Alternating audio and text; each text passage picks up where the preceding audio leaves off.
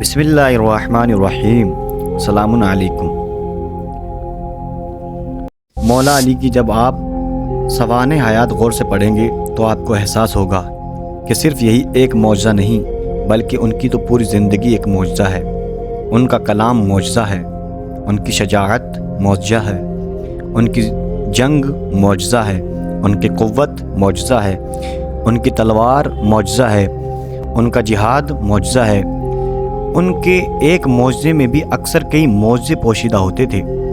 مثلا جنگ خیبر ہی کو لے لیجئے، اس ایک جنگ میں کم سے کم 9 معجزے مولا نے دکھلائے ہیں، اور یہ کوئی معمولی بات نہیں ہے، اس لیے کہ جناب موسیٰ کے لیے خدا نے سورہ بنی اسرائیل میں ارشاد فرمایا ہے، بسم اللہ الرحمن الرحیم، وَلَقَدْ آتَيْنَا مُوسَىٰ 9 آیات بینات، یعنی ہم نے یقیناً موسیٰ کو کھلے ہوئے 9 معجزے عطا کیے ہیں۔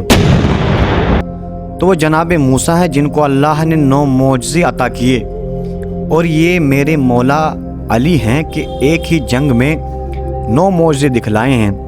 کون کون سے معجزے دکھلائے تو سن لیجئے۔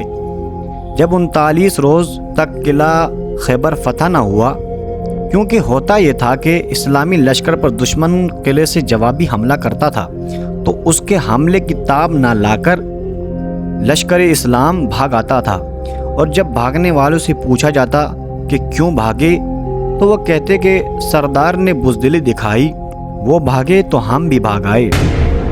اور جب سردار لشکر سے پوچھا جاتا کہ کیوں بھاگے تو وہ کہتے تھے کہ لشکر نے بزدلی دکھائی، وہ میدان سے بھاگا، ہم بھی بھاگ آئے، ہم اکیلے کیا لڑتے۔ یہ سن کر 39ویں روز شام کو پیغمبر صلی اللہ علیہ وآلہ وسلم نے ارشاد فرمایا کہ کل علم اس کو دوں گا جو کرار ہوگا، غیر فرار ہوگا، خدا اور رسول اس سے محبت کرتے ہوں گے، وہ خدا رسول سے محبت کرتا ہوگا۔ رات بھر لوگ علم ملنے کی تمنا میں جاگے۔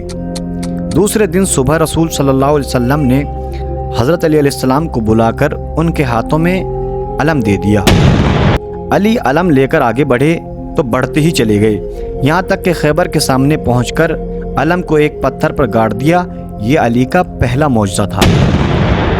تھوڑی دیر بعد مرحب جو ایک مشہور پہلوان تھا، مقابلے پر اس طرح آیا کہ سر پر پتھر، پتھر کے نیچے لوہے کا خود کے نیچے جسم پر آہنی زرہ کے نیچے لوہے کا جال جسم پر پہنے ہوئے تھا۔ مقابلہ ہوا، اس نے وار کیا، مولا نے وار کو روکا اور پھر پلٹ کر ذوالفقار سے مرحب کے سر پر وار کیا۔ مولا نے ایک کڑکڑانے کی آواز پیدا ہوئی، ذوالفقار نے پتھر کاٹا، خود کاٹا، سر کی ہڈی کو کاٹا، گردن کو کاٹا، سینے کو کاٹا، شکم کو کاٹا، فرس کو کاٹا، اور زمین تک ذوالفقار آ گئی۔ تو جبرائیل امین نے بڑھ کر تلوار کو پروں پر روک لیا۔ تھوڑی دیر تک تو لوگ سمجھے ہی نہیں کہ کیا ہوا، مگر جب مرحب کے جسم کے 2 برابر حصے زمین پر گرے تو سمجھ گئے کہ مرحب مارا گیا۔ یہ علی کا دوسرا معجزہ تھا۔ مرحب کو قتل کر کے علی نے قلعے پر حملہ کیا تو یہودیوں نے قلعے کی فصیل سے پتھروں اور تیروں کی بارش شروع کر دی۔ علی علیہ السلام ان اسلحوں سے بے پرواہ آگے بڑھتے رہے، یہاں تک کہ قلعے کے دروازے تک پہنچ گئے۔ اس دروازے پر یہودیوں کو بڑا ناز تھا، اس لیے کہ وہ دروازہ لوہے کا تھا اور اتنا بھاری تھا کہ 80 آدمی کھولتے اور بند کرتے تھے۔ اس پر اپنی شان و شوکت دکھانے کے لیے یہودیوں نے سونے چاندی کے پتر چڑھا کر اسے جواہرات سے سجا رکھا تھا۔ اس دروازے کے سامنے خندق کھدی ہوئی تھی۔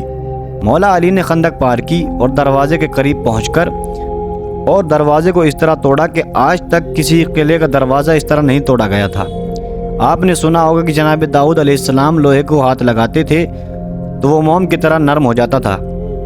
علی علیہ السلام نے لوہے کو موم نہیں بنایا، موم بنا کر انگلیاں دھسا دیتے تو وہ معجزہ ہو جاتا، مگر معجزہ جناب داؤد علیہ السلام کے معجزے کے ہم پلہ ہو جاتا۔ لہٰذا علی علیہ السلام نے لوہے کو لوہا ہی رہنے دیا، مگر دروازے کو اکھاڑنا تھا، لہٰذا صرف 2 انگلیاں دروازے پر اتنی طاقت سے رکھیں کہ وہ لوہے میں دھسی چلی گئی۔ یہ علی کا تیسرا معجزہ تھا۔ جب انگلیاں دروازے میں اچھی طرح دھس گئیں تو مولا علی نے ایسا زور کا جھٹکا دیا کہ وہ دروازہ اپنی چول کے ساتھ اکھڑ گیا۔ یہ علی کا چوتھا معجزہ تھا۔ دروازہ اکھاڑ کر علی نے اسے کچھ دیر تک تو سپر بنائے رکھا، پھر اسے لیے ہوئے خندق میں کود گئے اور اس کے ایک سرے کو خندق کے کنارے سے لگا دیا، مگر دوسرا سرا خندق کے دوسرے کنارے سے نہیں لگ سکا، اس لیے کہ خندق چوڑی تھی، دروازہ اس سے کچھ چھوٹا تھا۔ تو مولا علی نے دوسرے کنارے کو اپنے ہاتھوں پر روک کر پل بنا دیا۔ یہ علی کا 5واں معجزہ تھا۔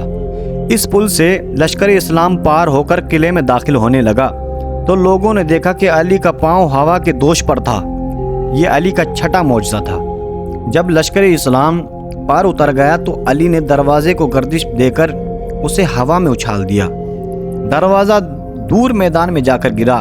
یہ علی کا 7واں معجزہ تھا۔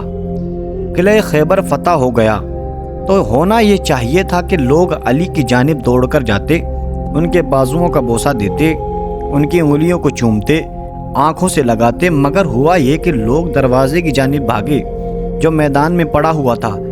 دروازے کے قریب پہنچ کر لوگ اس کو گھیر کر کھڑے ہو گئے، اس لیے کہ اس میں ہیرے جواہرات اور سونا جڑا ہوا تھا۔ ایک مرتبہ یہ منظر دیکھ کر حضور صلی اللہ علیہ وآلہ وسلم کو جلال آیا، فرمایا پیچھے ہٹو، کوئی دروازے کو ہاتھ نہیں لگائے گا۔ سب پیچھے ہٹ گئے۔ آواز دی علی تم ادھر آؤ، اس دروازے کا سونا اکھاڑ کر ان سب میں برابر تقسیم کر دو۔ علی علیہ السلام نے سونا اکھاڑ کر سب کو تقسیم کرنا شروع کیا، نہ ہاتھ میں کوئی ترازو تھی نہ باٹ تھا۔ بعد میں لشکر والوں نے اپنا اپنا سونا تول کر دیکھا تو سب کا سونا وزن میں برابر تھا۔ یہ علی کا 8واں معجزہ تھا۔ ابھی میں نے عرض کیا تھا کہ جب مرحب کے جسم کو کاٹتی ہوئی تلوار زمین تک آ گئی تو جبرائیل امین نے اس کے وار کو اپنے پروں پر لیا تھا۔ ہونا تو یہ چاہیے تھا کہ پر جبرائیل بھی کٹ جاتے، مگر ایسا نہیں ہوا۔ اس کی وجہ یہ ہے کہ معصوم سے معصوم کو نقصان نہیں پہنچ سکتا، لہٰذا امام علیہ السلام کا ہاتھ پر جبرائیل دیکھ کر ٹھہر گیا۔ اس طرح چلتے ہوئے ہاتھ پر ہر لمحہ قابو رکھنا علی کا 9واں معجزہ تھا۔ اس منزل تک آپ کو لا کر ایک بات عرض کر دوں کہ آپ نے شعراء و ذاکرین سے سماعت فرمایا ہوگا، ضرب علی سے شہ پر جبرائیل کٹ گئے، تو وہ یوں ہی نہیں کہتے، اس کے پس پردہ ایک دلیل ہے، اس لیے کہ آپ واقف ہیں کہ جناب اسماعیل علیہ السلام چھری کے نیچے آئے تھے، چھری چلی مگر گردن نہیں کٹی۔ پھر بھی ابراہیم ذبیح اللہ کہے جاتے ہیں کیونکہ وہ بھلے ہی ذبح نہیں ہوئے مگر ذبح کی منزل میں آ گئے تھے۔ اس طرح پر جبرائیل بھی ذوالفقار کے نیچے کٹ جانے کی منزل تک آ گئے تھے، لہٰذا کہا جاتا ہے کہ کٹ گئے۔